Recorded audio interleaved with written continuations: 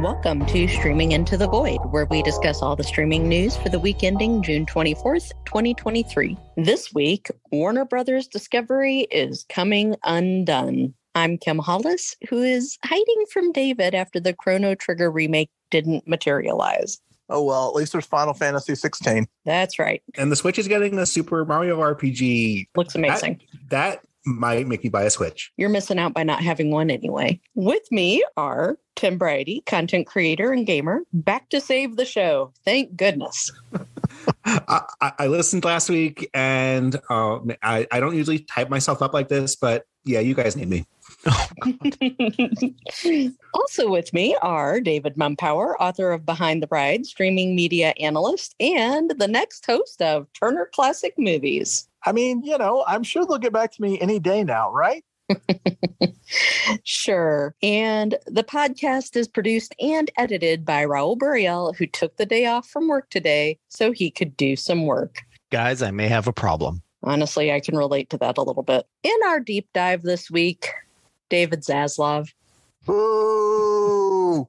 It's the return of the Warner Brothers Discovery Death Watch, and this time we mean it. Look, guys, I am a firm believer in the truism attributed to Maya Angelou. When someone shows you who they are, believe them the first time. David Zaslav has, for a year now, savaged one of the most storied studios in Hollywood. Warner Brothers is celebrating its 100th anniversary this year, and this may be its last. Oh, come on. There's no need to be hyperbolic. It's plenty bad enough at Warner Brothers Discovery without our making it sound worse. I mean, this place survived the Zack Snyder verse. It can survive David Zaslav, probably. Maybe not after this week. Let's set aside for a moment the failure of the latest DC movie, The Flash, at the box office. A lot of ink has been spilled as to why this movie, dubbed by Zaslav the best superhero movie ever, has failed. I don't know that Zaslav can be held responsible for a box office failure. Oh, yes, he can. He absolutely can. That dude could have picked literally any project he wanted. For some reason, he handcuffed himself to an obvious failure and for no good reason. And that was with all four of us saying, this is the dumbest idea anyone could possibly have, is to get too attached to The Flash. Remember when he took over, he directed his people to just make good movies now. What was the cinema score for The Flash, Tim? Oh, it got a B. When you look at cinema scores, that's not very good. But the failure of The Flash really was just one blow in a series of increasingly bad blows that Zaslav, CEO of Warner Bros. Discovery, has suffered this week. You'd think that Max's sputtering launch and the firing of CNN CEO Chris Licht a couple of weeks ago would cap off a rather miserable first year for Zaslav. But as it turns out, the bad news was just getting started. With Max on the ropes, reports have emerged that Warner Bros. Is now in talks to license content to their competitor, Netflix. I'll be honest, on the list of streaming services to fail in the imminent implosion, Max was definitely not top of that list, not until this week.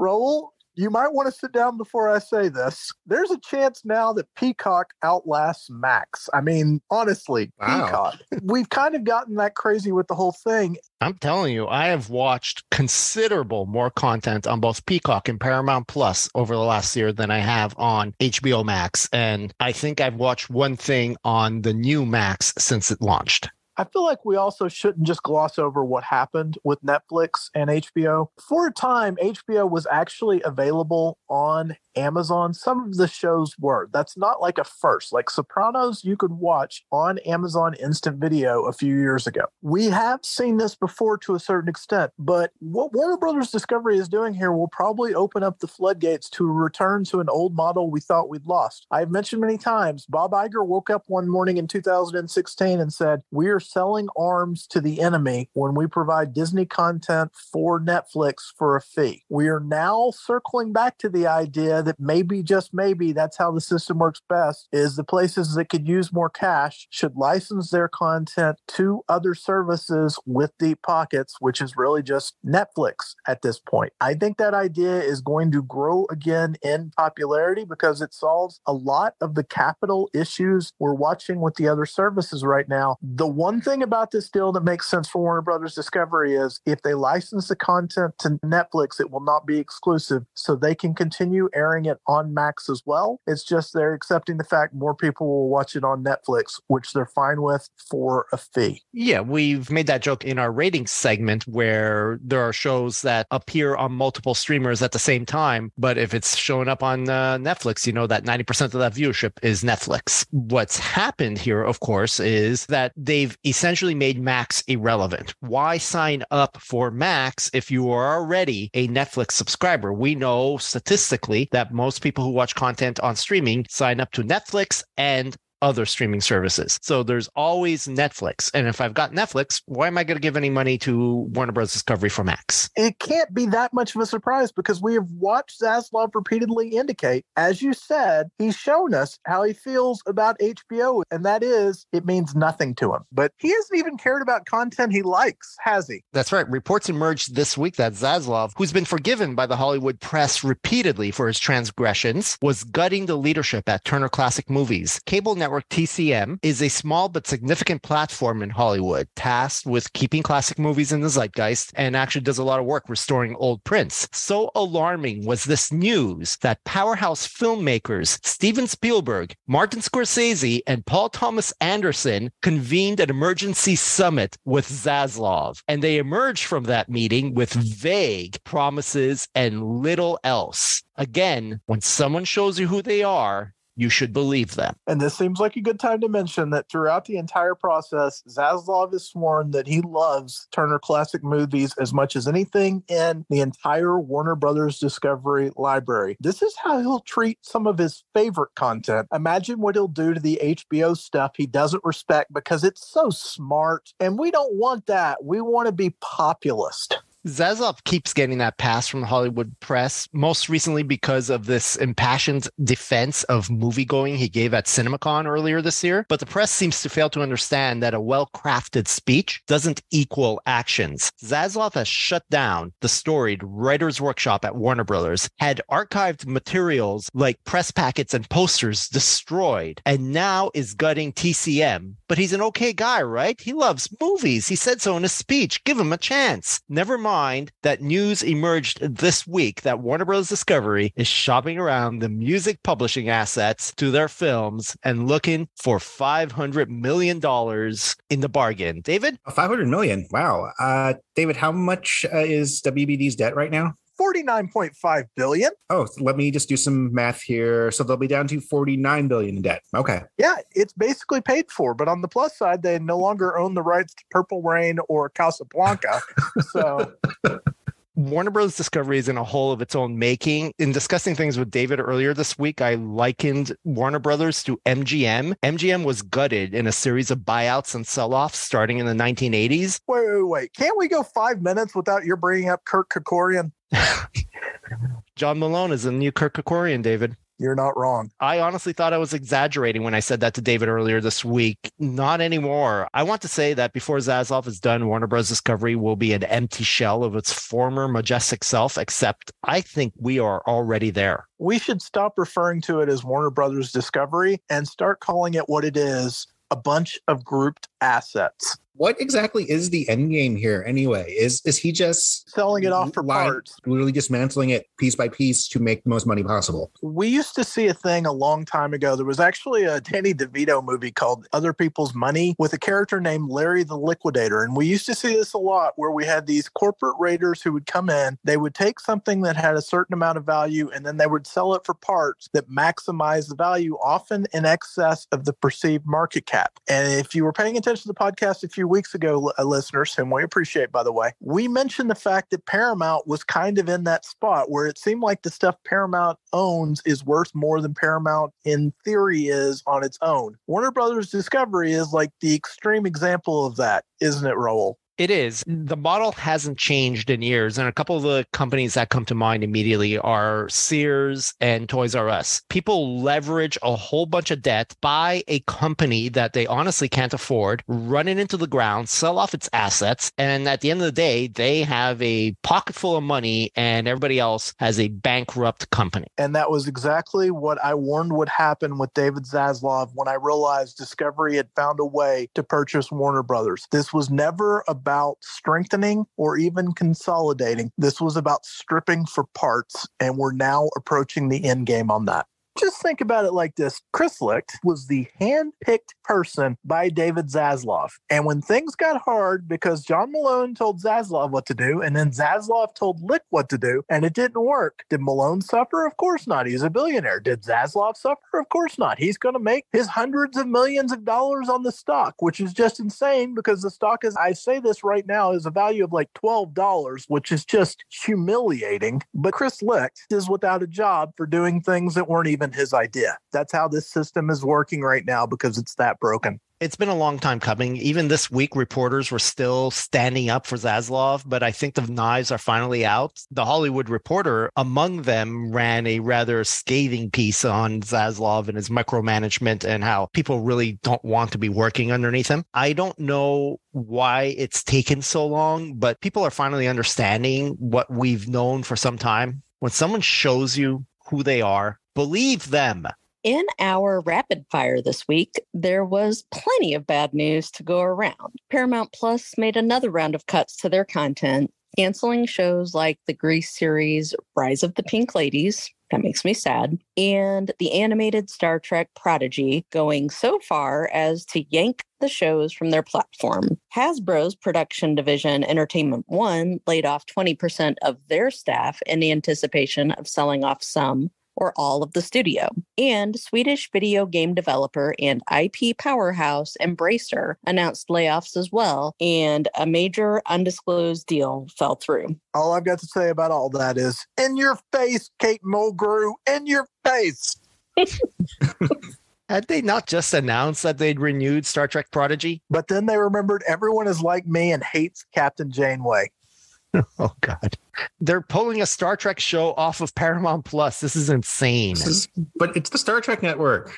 You can't do that. This isn't even a joke. The Grease announcement surprised me so much. I had to go load Play On so that I could download the episodes because Kim hasn't watched Rise of the Pink Ladies yet. And I'm pretty sure I'll be sleeping on the couch for a month if she loses the ability to watch Rise of the Pink Ladies. This tells you where their head is at on this. And that's, they're not going to pay a dime for anything that isn't a huge success. So, you know, be very careful, Halo. I don't think people will watch a second bad season. The layoffs at these companies, especially as they're perhaps moving to sell assets, are significant. Entertainment One, or E1, that one's going to be a tricky one. Hasbro probably doesn't want to sell off production rights to their toy assets. And so what we're talking about here are Transformers, G.I. Joe, even My Little Pony. So what they're going to sell off is some of the other materials that they've been producing. And I don't know that any of those have any value to anyone. I think it might be a hard sell for Hasbro, and I don't know that they're going to get anything out of this in the long run. Embracer is much more interesting. They apparently had a deal that was going to bring the company $2 billion over the period of about 10 years, and that deal has fallen through. They haven't said what the deal was or who it was with. They did happen to disclose this week that when they purchased the rights to The Lord of the Rings and The Hobbit, and remember, Embracer now owns those rights. They're not licensing it. They actually own those rights. They paid under $400 million for that. They got a steal. That is a damn bargain.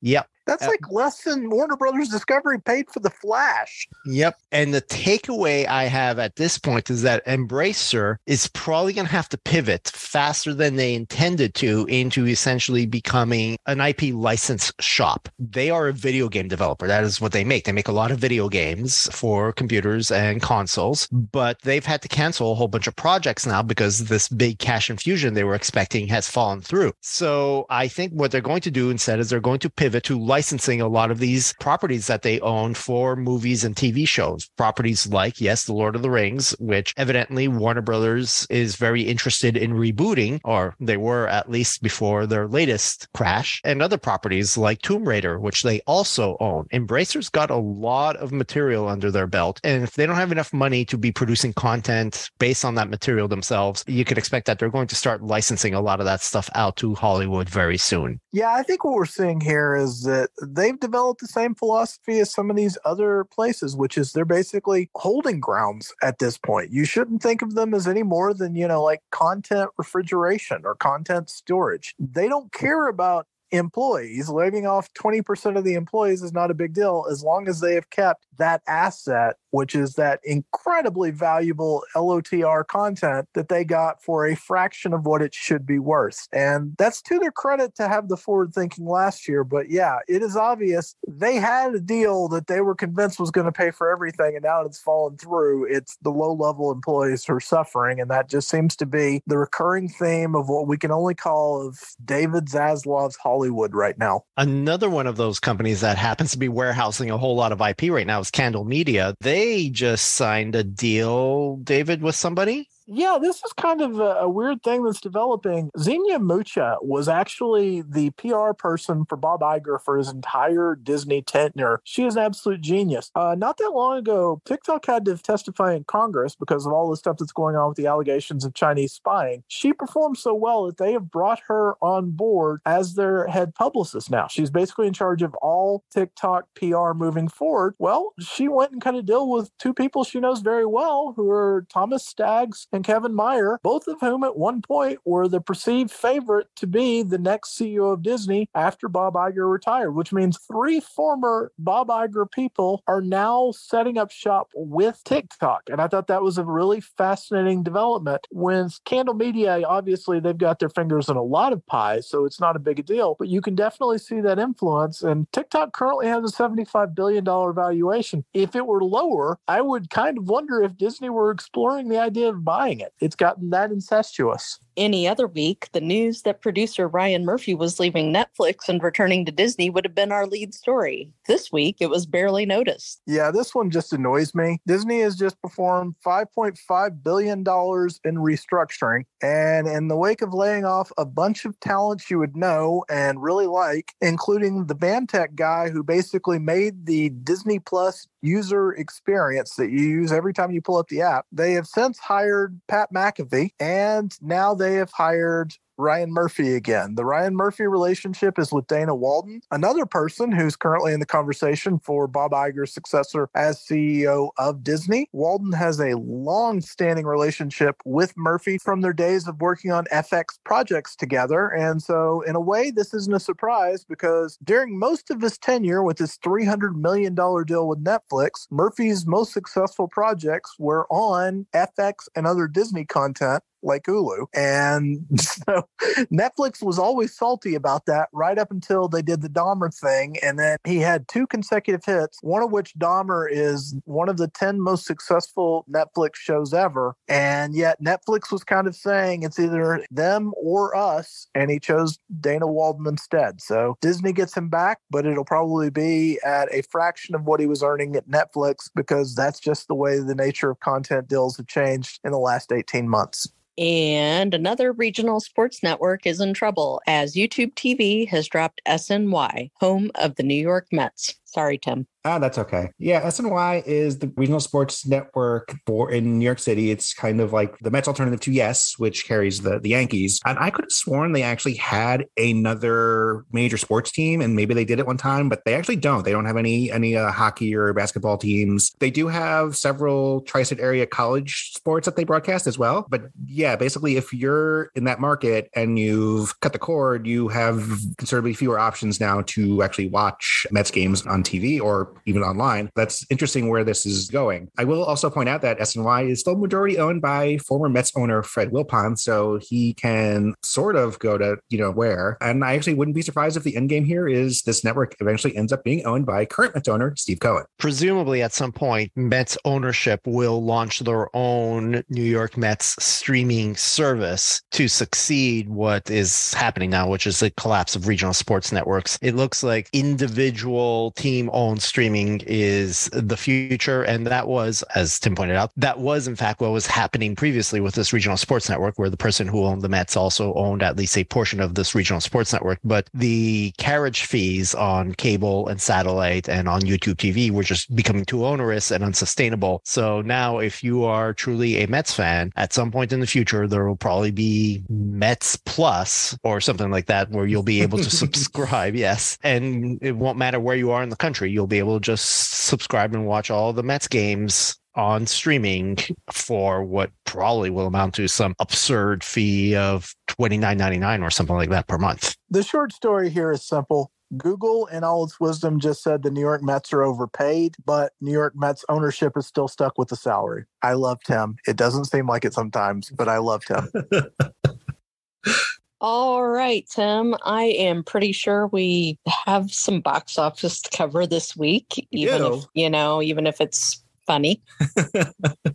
Yep. You guys discussed last weekend how we were recording on Friday and we also are today. So we only had Thursday sneak preview numbers for last week's opening movies, The Flash and Elemental, and it didn't go too well, right? The Flash came in with the weekend of 55 million, which is below even the most pessimistic expectations based on the initial numbers. And I expect that number to absolutely just drive off a cliff this weekend after the initial, obviously a rush of people wanted a Flash movie and they all saw it opening weekend. So yeah, the second weekend collapse is going to be interesting to watch. The weekday numbers don't bode too well for what's going to happen this weekend after that. So this is just going to be a huge, huge debacle for everyone involved. Meanwhile, Pixar's Elemental was in second, 29.6 million for the weekend. You had that discussion last week about, what's up with Pixar. Have audiences just been trained now just to wait for Disney Plus for Pixar movies, because the last three before Lightyear all went to streaming because of the pandemic. And then we had last year's Lightyear, which didn't do too great. But I have to wonder if rather than Disney's killed the box office of Pixar movies because they now all go to streaming instead of waiting for people to see them in the theaters. But the last couple, I think it is a marketing problem. I agree with David, actually. The other thing I want to say here, we didn't have this information last week. There is no hiding the fact that Elemental disappointed on its opening weekend. However, it was also playing for the 4-day weekend because Monday was Juneteenth. And the legs on the film do appear at least decent. We'll find out this weekend how strong they are, but we're recording this on Friday night. Thursday box office actually had Elemental in first place in North America, and in second place was Across the Spider-Verse. So I'm not really saying that in as much to praise Elemental as I am to say it is timber on the Flash. Yeah. This weekend, we have one new release and one notable expansion, which is the first time we've really been able to say something like that in a while. Guys, here comes the summer of the sex comedy, as No Hard Feelings had an estimated 2.1 million on Thursday. That is not too far behind where The Flash landed on Thursday, so it doesn't look good for that one. And I was kind of hoping that the Jennifer Lawrence comedy had better reviews, because the trailer absolutely killed us when that first debuted, but reviews are kind of middling, but I'm hoping this one does well. And then we also have Asteroid City expanding from just a couple theaters to 1,400. That, of course, is the latest Wes Anderson movie, which actually apparently earned $1 million on Thursday, which is actually quite good for so few theaters. I've heard some speculation about No Hard Feelings, about how this is essentially Hollywood's last chance to make comedy work in theaters. What's more, an R-rated comedy. Mm-hmm. It looks like if this movie can't break through this weekend, comedies may just get relegated to streaming. Yeah, there's a couple in the pipeline for the summer that are, I don't know if they're all rated R. You have a upcoming Joyride, and then there's also, which the one I believe definitely is rated R, Bottoms. I believe that's in August. So yeah, there's a lot riding on the success of these comedies this summer, because that has been a while since that's been the case. And yeah, I'm afraid that should they not do well, yeah, it's going to be quite a while before you see a just straightforward comedy released in theaters, and that they may be sent to streaming first. And that is trouble. All right, Tim, I know that we will talk about No Hard Feelings a little bit more at the end of the podcast, but let's go ahead and move into the ratings. Sure. We are looking at the Nielsen streaming ratings for Monday, May 22nd to Sunday, May 28th, 2023. So we're nearing the last hurrah for a couple of stalwarts, which will hit the ratings next week. But we do have a new show at the top of the original chart this week, and that is FUBAR. Yes, the Arnold Schwarzenegger action/comedy series that arrived on May 25th with its 8-episode season, and it came in with 1.5 billion minutes. I did not see that coming. I kind of did. This is what we talked about the last couple of weeks, where we've reached a point where there isn't a lot of stardom in the world today, at least not the way there conventionally was. And if you look at like the people who are most likely to be at home, have nothing to do and want to watch television, that is the generation that grew up with Sylvester Stallone and Arnold Schwarzenegger. So we might see more of this, God help us.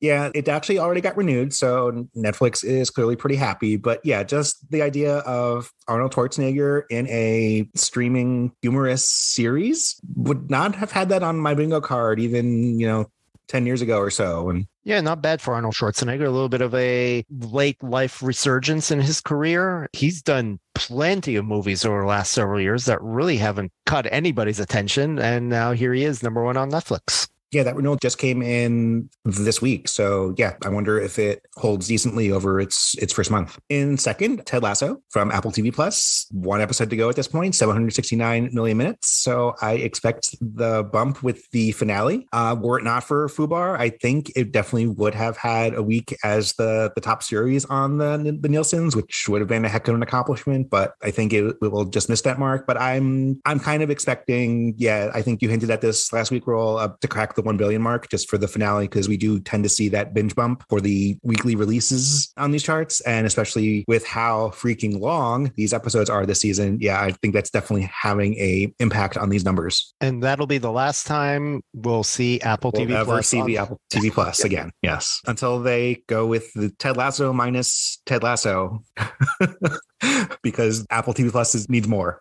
And that story has been told. The top show for the last 2 weeks was Queen Charlotte, a Bridgerton story. That's down to third, 571 million minutes for 6 episodes. Marvelous Mrs. Maisel in fourth. That's from Prime Video. And this is the finale, 43 total episodes, 483 million minutes. The final episode arrived on the streamer on the 26th. So we might see that have a small increase next week, or maybe hold with that same number as people binge the series or the final season. And then we will not see that one ever again.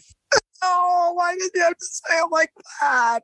I know I'm definitely an Amy Sherman Palladino fan, but yeah, it's sad. It is kind of like we pointed out a couple weeks ago. It's just the 4 shows that all ended within a 7-day span, and 3 of which we tended to see on the ratings when their seasons arrived, and they'll be gone. And unfortunately, possibly forever, as depressing as that is, because we have to make room for stuff like Selling Sunset in fifth, 464 million minutes for 56 episodes. This show with a bunch of sociopaths who sell real estate. Its 6th season arrived on May 19th, and it returned last week. So this was the first full week of its season. So I'm not surprised. Well, XO Kitty is up to 6th, 10 episodes, 429 million minutes. And one, I totally agree with your discussion last week that this is being underreported by Nielsen because of the limitations in how they report the data, because I am pretty positive this is a lot of second screen viewing. And also, Raul, you had said this was a spinoff of the Kissing Booth series. Yes, that is not correct. It is To All the Boys is what it's a spinoff of. Well, how do you know the Kissing Booth isn't part of the To All the Boys universe? Part of the To All the Boys expanded cinematic universe. Yeah, that's it. I'm dropping that hint right now.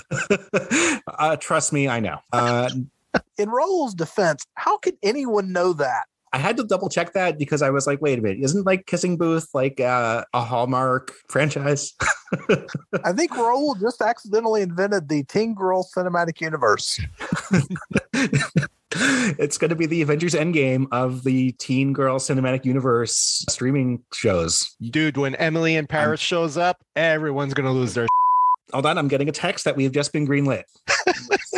Fortunately, because of the writer's strike, we have to put a pin in this for a little bit. But just give us a little time. But this is actually already also been renewed. So like you were saying, David, probably could not have been expensive to make it all. So that's definitely a point in its favor, and why Netflix will keep it around. Firefly Lane, winding down its run, 26 episodes for 2 seasons, 337 million minutes. Queer Eye returned a couple weeks ago, 58 total episodes on Netflix, 299 million minutes. And Who's Hungry for a Barbecue Showdown? That's new in ninth, 277 million minutes for 17 episodes. This is the second season. The first one was actually all the way back in 2020 in the fall there. I'm actually surprised it took so long. I mean, it can't be that hard to find people who, want to cook barbecue and appear on a reality show. But yeah, not surprised. Reality content, as we always joke, the future of Netflix. And after weeks of wondering where the hell it was, and you guys mentioned it last week, finally in 10th from Prime Video, Citadel, 273 million minutes for 6 episodes. Yeah, this released weekly after premiering at the end of April with its first 2 episodes. And then finally, when the finale appeared on May 26th, that was enough to just sneak onto these ratings with 273 million minutes viewed. That definitely doesn't seem like it got renewed type of number. Yeah, this will have a second season. So I'm very surprised. Actually, this was not very cheap to make. This was a spy action thriller series starring Richard Madden and Priyanka Chopra Jonas, and made by the Russo brothers too. I'm just thinking there's an executive at Prime Video right now going, yes, there it is. We made it. Suck it. Yes,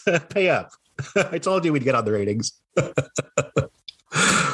But again, I do have to remind from time to time as well, but I do think the non-Netflix shows are underrepresented on the Nielsen numbers because of how these are calculated. So it more than likely is some second screen and computer viewing. Let's go over to movies, and it is led by Missing, 626 million minutes. Missing is actually a sequel, folks. I swear that's a true thing. Oh, right. Yeah. Okay. So I do remember this because in 2018, there was a movie starring John Cho called Searching, where a father is frantically searching for his missing daughter. And the gimmick was it was basically viewed almost through his phone, his iPad. Yes. Exactly. And it was actually a shockingly good film. Yeah. So, okay. So it's not a direct sequel, but I guess in the same, in the Searching cinematic universe. This was the plan all along, an anthology sequel with the same concept, but not told the same way. And it does not return any of the same characters. So it is legitimately one of the strangest sequels I've ever seen, but they actually pitched both of them together. Oh, okay. And I had forgotten that this was the theatrical release earlier in January. And curiously, this actually arrived on Netflix on May 20th. So the good news, bad news here is great. It's the #1 movie, but this was the full week. But yeah, it's going to be a little bit of a bummer on the movies chart, I think, over the next couple of weeks till we hit Extraction 2, which will potentially blow the doors off everything. The Mother in second, that's the Jennifer Lopez action thriller, 465 million minutes. That's been here for a couple weeks now. In third, Ant-Man and the Wasp, Quantumania, that showed up last week. And yeah, down to 460 million minutes. David, you predicted that last week. So yeah, good call there that it would not hold too well with that full week. And fourth, also showed up last week from Paramount Plus, Dungeons & Dragons, Honor Among Thieves, 413 million minutes. I do need to check this out because I think people were probably turned off by the title because, Dungeons & Dragons, oh, look, nerds. But apparently this movie is actually a lot of fun, especially if you're into the genre. They just kind of went for it and it succeeded much, much more so than the last time someone tried a Dungeons & Dragons movie, 20 years ago. But yeah, I do need to watch this at some point because I've not heard anyone say that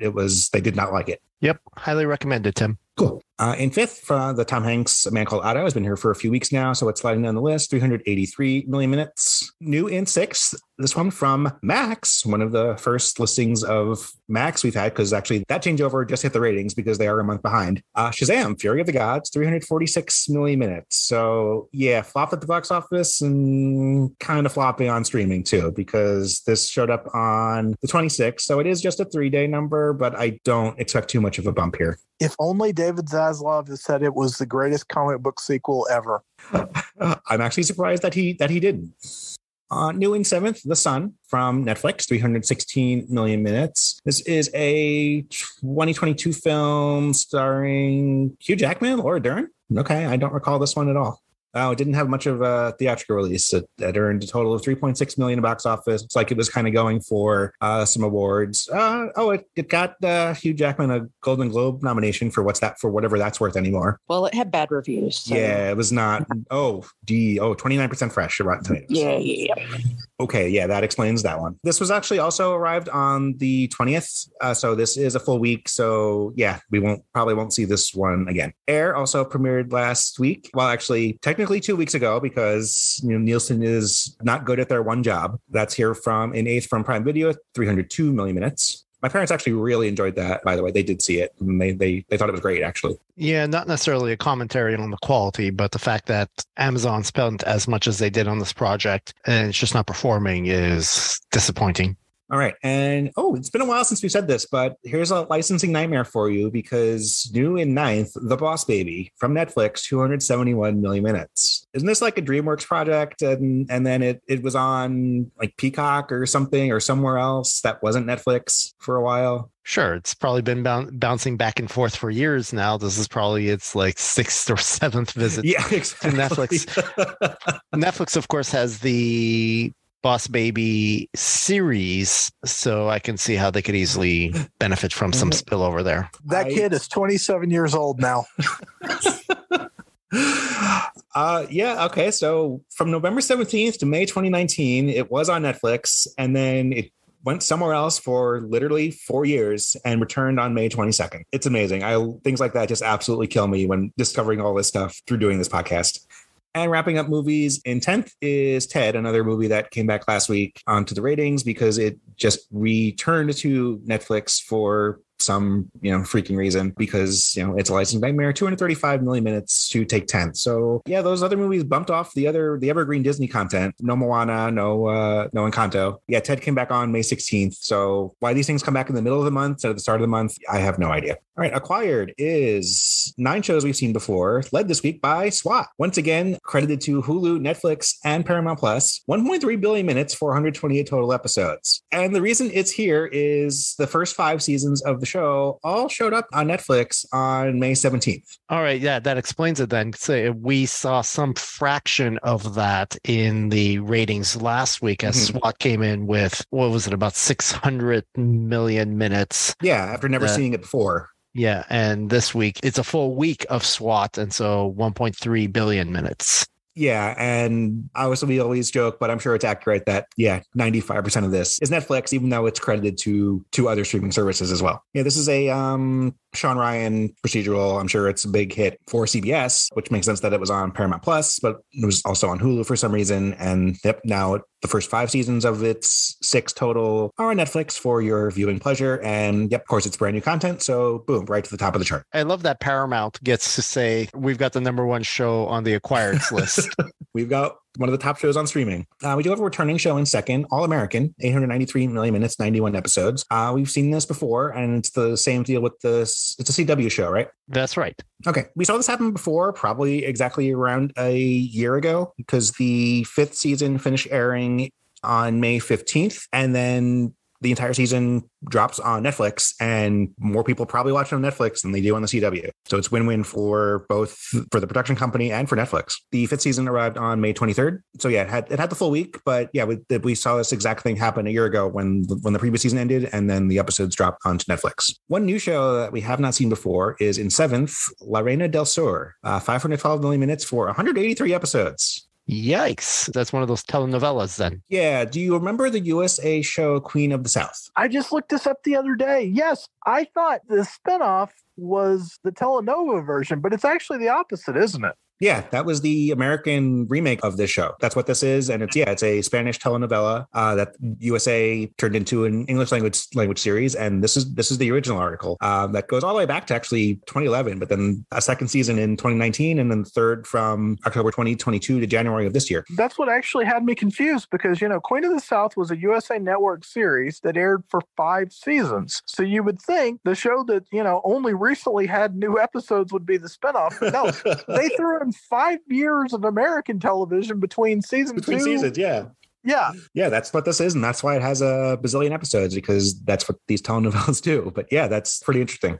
We do have another triple again. In 10th, Hulu, Netflix, and Peacock is Heartland, 420 million minutes for its 222 episodes. So yeah, just wanted to point that out, because after not happening previously, we have now shows credited to 3 streaming services because, of course, it's a licensing nightmare. But yeah, that was kind of a fun week to have Fubar debut with a big splash. I'm curious to see where that goes next week. And then we get the finale of Ted Lasso. I'm wondering what Marvelous Mrs. Maisel does. I kind of expect a Succession bump too. That's there in 641 million minutes. That will add its final episode on next week's ratings as well. And yeah, kind of a fun week after some mediocre ones, but curious to see what happens going forward. Awesome. Thank you, Tim. We will close out the show with what's been keeping us busy over the last week. And David and I saw a early preview of No Hard Feelings last week. I thought it was quite enjoyable. Jennifer Lawrence is super winning, as she always is. She has a great sense of humor. She's always got a fantastic screen presence, but her co-lead is also really terrific. He holds his own against a lot of much more experienced actors and actresses. It feels like a throwback, and that might be a bit to its detriment. I mean, I will even say, like, the songs and music that the movie uses are from the 70s and 80s, so I think it's deliberate, but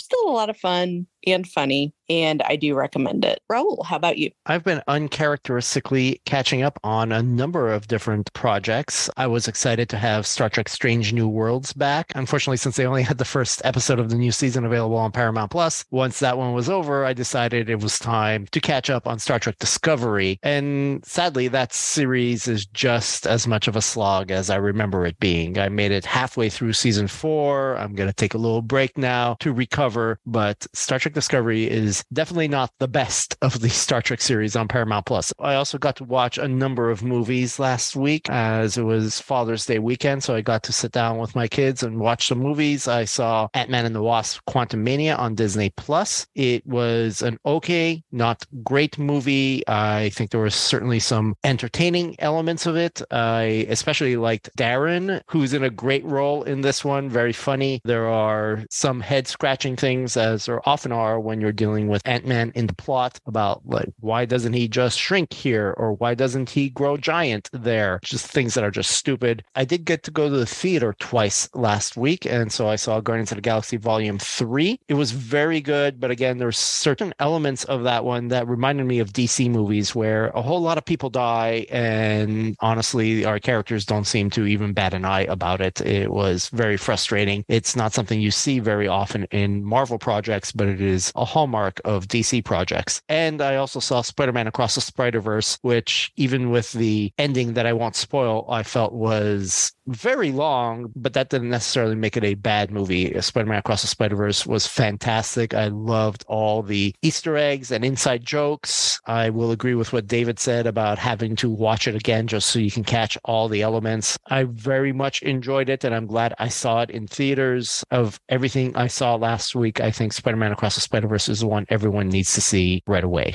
I would definitely agree with that. Tim, how about you? So the reason I was not here last week is I got to do something that I'd wanted to do for quite some time. My dad and I took a little baseball road trip. We drove from New York, where we live, down to Baltimore on a Thursday morning to see an afternoon game in Baltimore at Camden Yards, a stadium I've wanted to see for a long time. It was great. It's a wonderful stadium. We got there so early. We walked around the building before the gates had opened, as people were already pre-gaming and day drinking on a late Thursday morning, which is always fun to see. It's a stadium that definitely is clearly showing its age, but thankfully most teams that have built a new stadium in the last 20 years basically have their own version now, except for New Yankee Stadium, which is corporate and soulless. And then after that game, we drove into Washington, D.C., and saw a Nationals game on Friday. The hotel that we stayed at was a 5-minute walk to Nationals Park, which is just another foreign concept to me after going to only, say, the New York stadiums where you have to battle through hours and hours of traffic to get to, and its parking situations are a nightmare. Then we walked around that one too. It's actually a quite nice stadium. Both games were fun. It was just something that I wanted to do with my dad for a very long time. He's not the type of guy who shows a lot of emotion, but he was clearly very happy that we had done it. We had just initially discussed doing it in 2020. And then, of course, the world ended. And we held it off for a couple of years, but I suggested doing it this summer. It just so happened to coincide with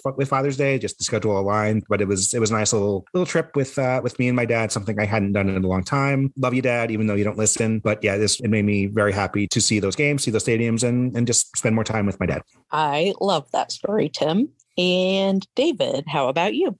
I am so jealous of you, Tim. I always wanted to go to Camden Yards with my father while he was alive, and it's just wonderful you got to do that. It really is. I'm with Kim on No Hard Feelings. I'm kind of conflicted about it in that it's not perfect by any stretch, and there are some story ideas I think kind of got shelved. It's minimalist, but it really works in that it is a throwback, and it kind of feels like a chaos grenade on what we currently consider, like romantic comedy. This is basically Meatballs. It really is, or Stripes or something like that. And they kind of explore the fact, what would happen if you told the story like that today? And it works in that regard. And then the other thing we did, Kim, was we did the one thing we said we weren't going to do. And what was that? We actually started binging The Bear. You could tell this season's different because we watched 4 episodes consecutively, and I don't think we'd ever watched more than 2 consecutively before. No. This is a much more bright and airy story thus far in season 2, and I love it because I know it's not going to end that way. It's the calm before the storm. Right now, they're tearing down the old space, and they're building a new restaurant, so they're not in their extremely challenging, sometimes toxic job environments. Instead, they're in a new and a different phase, and we're just kind of waiting for that moment where they circle back. And it's been brilliant so far, hasn't it, Kim? Yes, very enjoyable. I'm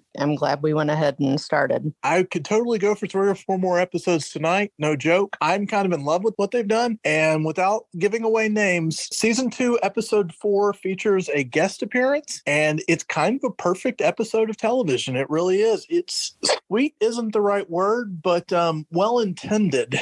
And they don't ever actually acknowledge one part of it, like who the person is that the guest star is referencing, but you can make a guess, and that makes it that much better. I really like what they've done with The Bear season 2, and because I like happy and I always go against the grain, I'm pretty sure you're going to hear a lot of complaints that they've lost their way with The Bear. I don't know. So far, season 2 is 100% fresh, so I think fantastic. Maybe people are enjoying it. Thank you for listening to Streaming Into the Void. Please consider subscribing via Apple Podcasts, Google Podcasts, or wherever you listen to podcasts. And we welcome your feedback. Remember that we're on social media at Streaming Void and online at streamingvoid.com. If you like what you're hearing, please consider becoming a supporter on Patreon at patreon.com/streamingvoid. Be sure to watch for us again next week.